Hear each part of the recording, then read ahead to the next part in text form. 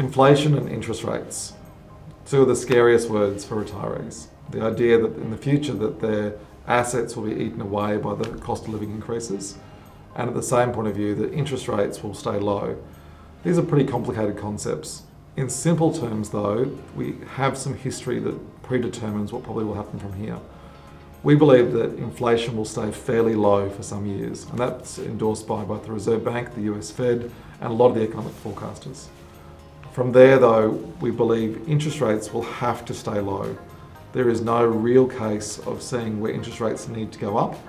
And globally we've seen that the European banks, the Japanese banks, the US banks, they're saying they're happy to keep rates on hold for a long time, even if they see core inflation tipping up, because they believe that at the moment the economy can sustain it and that there's a responsible fiscal management to ensure that the whole thing doesn't get too overheated. The world's an interesting place, but we believe that these are great components to producing stable returns for clients going forward. In Japan, interest rates have been low for a very long period of time.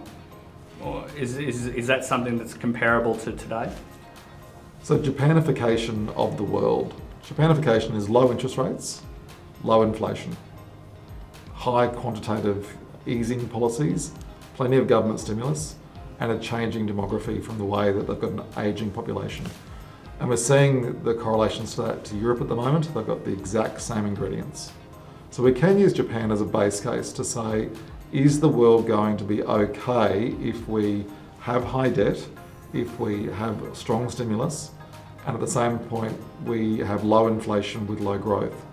And what we've seen over the last 20 years is Japan has become one of the most competitive countries that has strong companies. So Toyota, Subaru, Nikon, Sony, all these Japanese brands, there really has been no other competitor to it. And partly for that is if your underlying core country is not your consumer, then you have to start exporting. So Toyota has to sell cars globally. Sony, Nikon, all the other businesses around the world go, you know what, I'm going to sell globally. I'm going to make sure that our companies are so globally competitive that we can become amazing.